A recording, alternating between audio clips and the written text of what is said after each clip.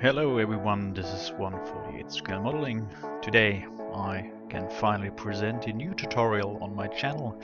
It's the first time that I'm publishing the whole thing as an audio. Firstly, I would like to thank all the subscribers who follow my channel. Thanks to you, it will continue to grow and make more content available. In this part I will explain the construction of further assemblies of the Revell Tornado GR.1, in this case British laser-guided bombs.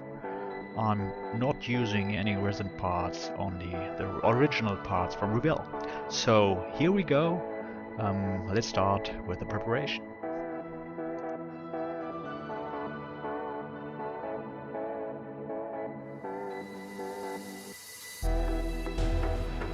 The general preparation of the parts is quite simple. Cut the parts out of the molding frame, glue it with extra thin cement from Tamiya, for example. This flows excellently and has great adhesive properties. Use a small clamp to hold the components in place for a few minutes. I recommend waiting at least 2 hours before sanding and further processing.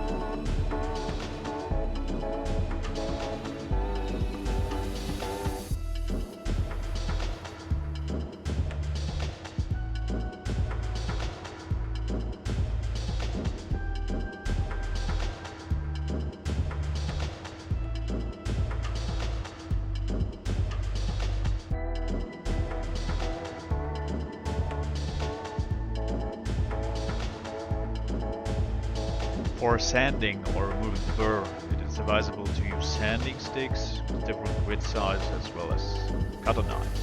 Small gaps can be sealed with plastic adhesive, though that no filler is required. Don't worry if individual joints disappear, we will fill them in again with an engraving tool. Nevertheless, you should be careful and take your time.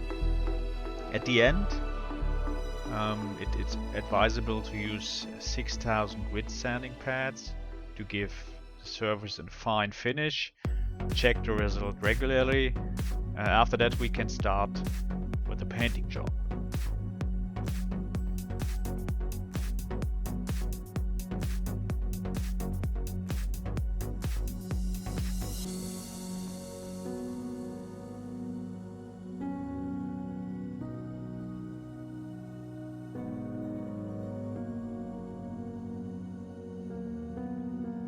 Now let's move on to painting the components. I do not use any primer as a base coat. For me, this is not necessary for plastic parts that have been degreased. I always paint all models with a black base color, which gives the model depth and creates shadows in places where the color may not reach sufficiently. I use AK Recolor Black RC071 as a base for this.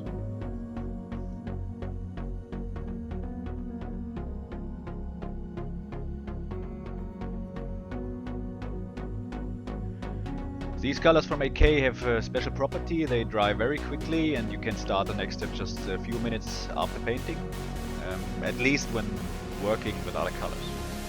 For the further color design, I first use AK Recolor Brown RC224 in a ratio of 70% thinner and 30% paint.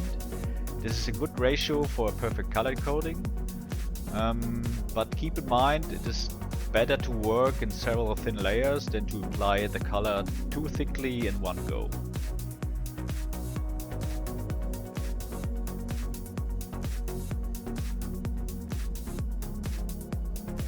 The next step is to mask off the ignition unit area with masking tape. This requires a little practice and patience. I usually cut the stripes to size before and then use several masking stripes if necessary. There are certainly other ways, but this one works quite simply without turning it into rocket science.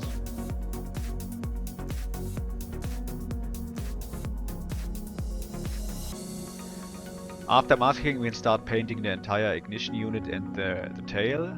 I recommend looking at reference pictures at the internet because there are so many different color variations. There are so many types of green. for the ordnance. So I use AK Real Color RC024 olive green.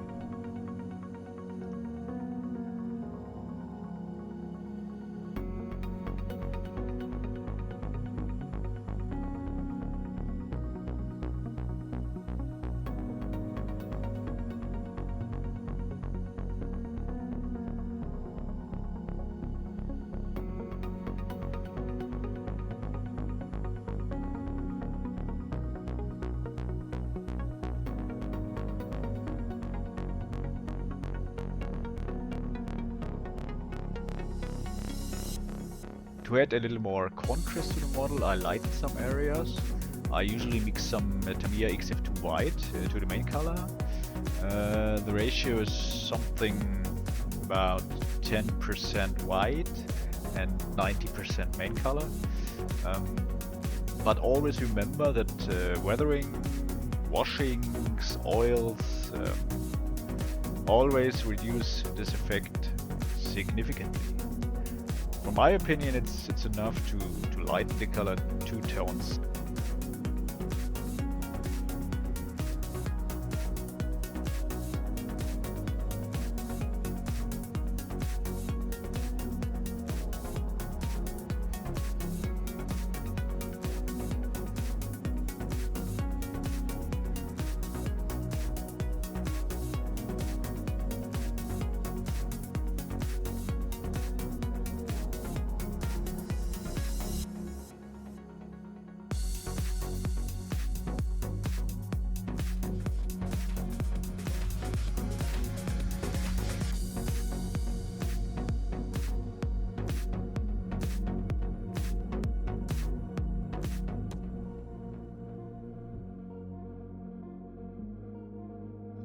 Next we paint the bump unit. All previously painted areas are masked off and the bump body is painted with Tamiya XF67 NATO Green.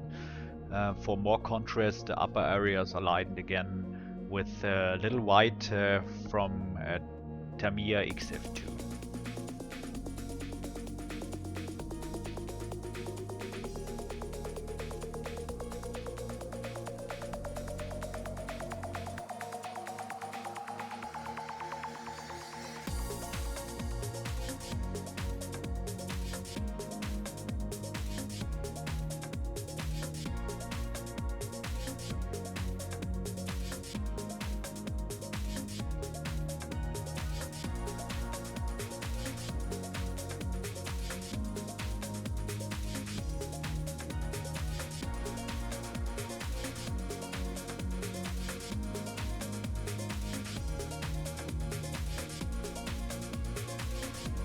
Unfortunately, after painting, I realized that I didn't like the color NATO Green for the bump unit.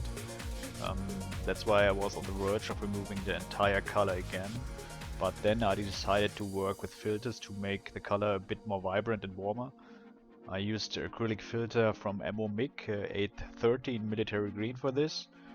And afterwards I was very happy with the result. With the acrylic filters from Emma, you must take particular care to distribute the filters evenly and apply it in thin layers or really thinly.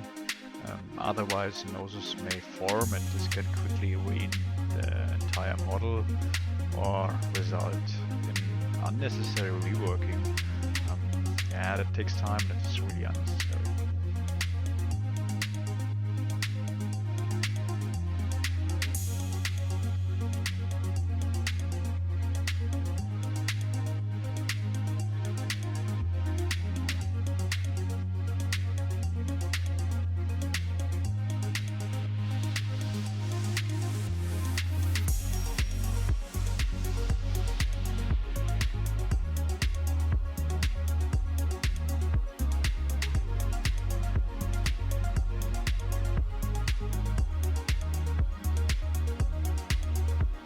To emphasize an area even more prominently, I like to use oils. They give me the opportunity to model beautiful contrast without putting me under time pressure.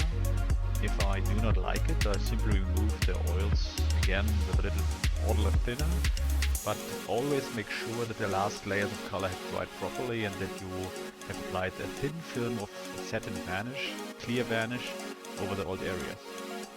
There are also different opinions on this, but I usually do this for every coat where I want to avoid the old work being ruined by a thinner.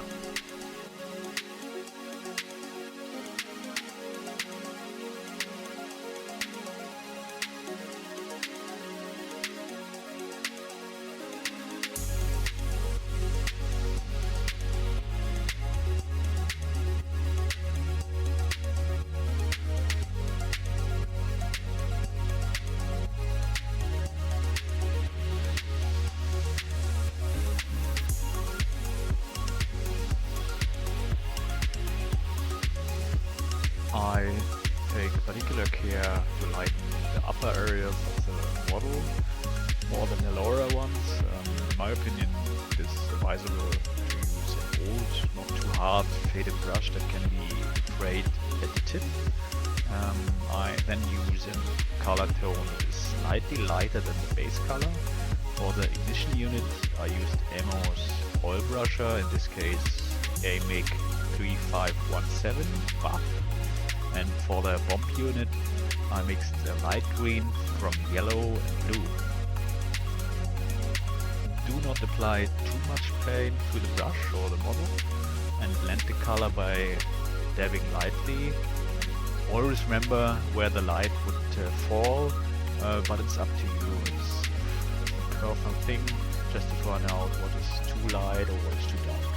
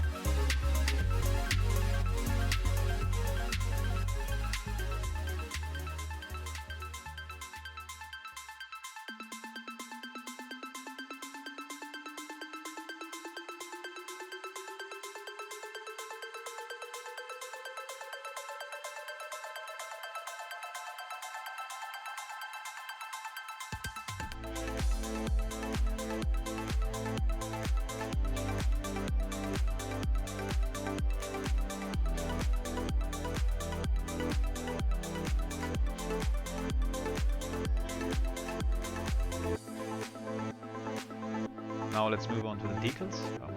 Here it is advisable to allow the oils to dry for at least 3 to 4 days and to apply a thin coat of clear varnish, maybe of satin, it's up to you.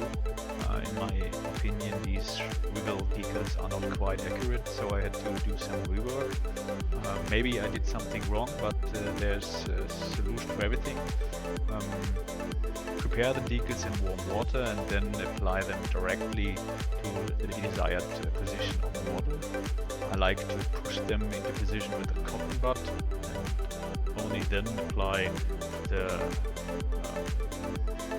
mark fit from Tamiya, maybe to soften the decals. Remove excess liquid with a cotton bud to avoid unsightly stains.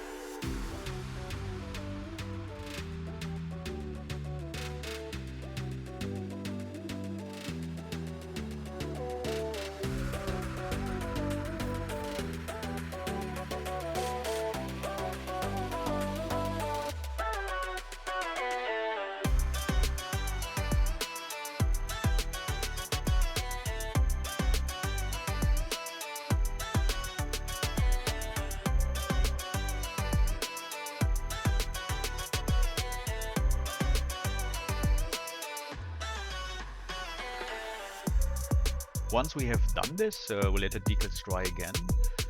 Remembering that sometimes you have to apply several coats of Tamiya MarkFit to soften the decals and to allow them to wrap properly around the model. After that, we should apply again the thin layer of clear satin varnish. Then we use a wash to emphasize recesses or gaps. For this I use the black wash made out of oils. But this is also up to you. You can also use animal washes. From my point of view, it's easy to work with oils because you have more control of the color.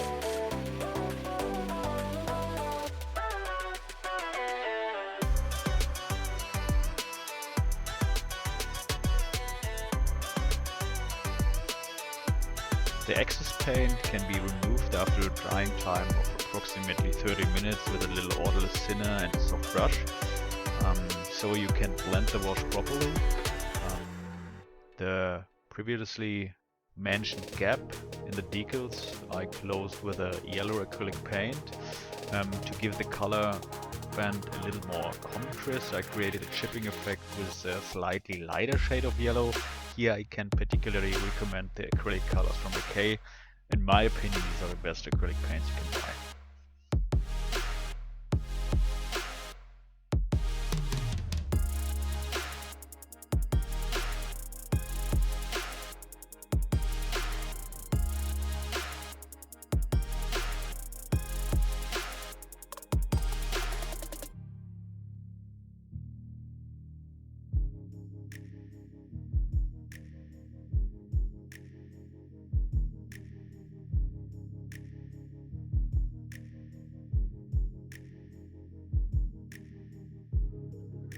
And last but not least, I thought we could do something different and label the bombs as is customary in many wars.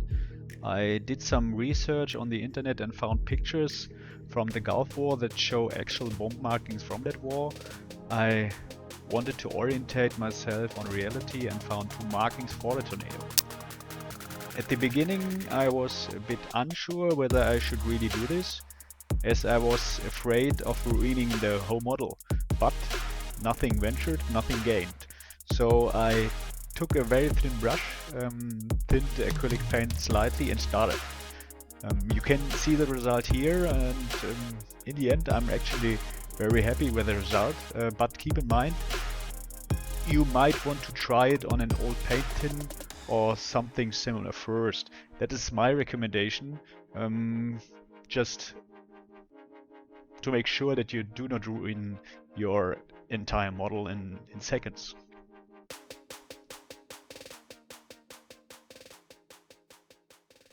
Well, that's it for today. Thank you for your attention. I hope you enjoyed it, and I hope you got some few tips or suggestions. I would appreciate a subscription and say thank you. See you next time, and happy crafting.